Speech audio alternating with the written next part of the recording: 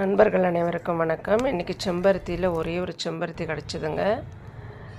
அதை பறித்து எடுத்துக்கிட்டேன். அடுத்தது கோவக்காயை பறித்து ரொம்ப நாள் ஆயிடுச்சு. இடையில கவனிப்பு இல்லை கொஞ்ச நாள். ஆனால் இப்போ நிறைய காய் பிடிச்சிருக்கு பாருங்கள். அதையும் பறித்து எடுத்துக்கிட்டேங்க.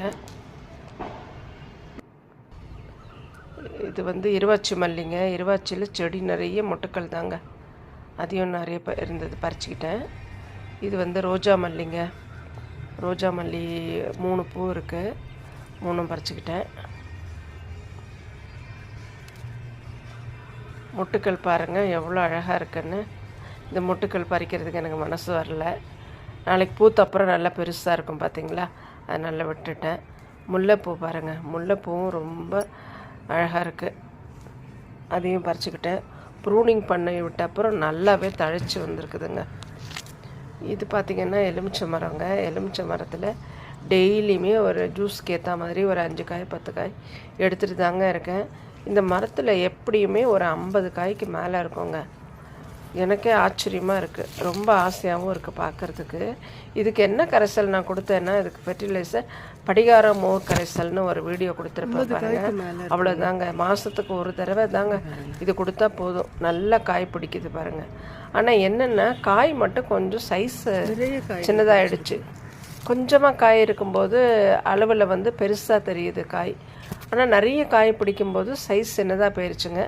இருந்தாலும் பரவாயில்ல, சில காய் பெருசாக இருக்குது, சில காய் சின்னதாக இருக்குது.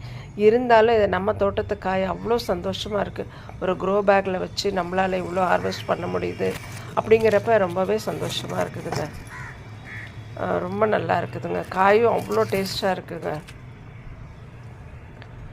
பார்த்திங்களா, அங்கங்கே காய் தான். என்னால் பறிக்கவே முடியல. மேலே ஏறி கொஞ்சம் ஹைட்டாக போயிடுச்சு மரம், பறிக்க முடியல. இருந்தாலும் முடிஞ்ச வரைக்கும் பறிச்சிட்டாங்க. பாருங்கள், சுற்றி சுற்றி காமிக்கிறேன் எவ்வளவு காய்கள் இருக்குது பாருங்கள்.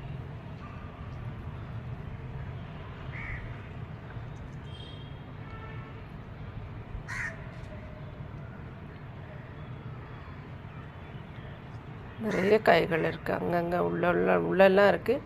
இப்போ மறுபடியும் பூவும் வச்சுருக்கு.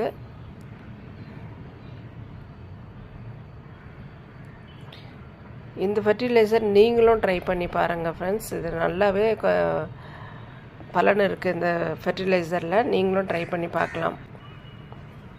இந்த வீடியோ உங்களுக்கு பிடிச்சிருந்தா லைக் பண்ணுங்கள், கமெண்ட் பண்ணுங்கள், ஷேர் பண்ணுங்கள் ஃப்ரெண்ட்ஸ்.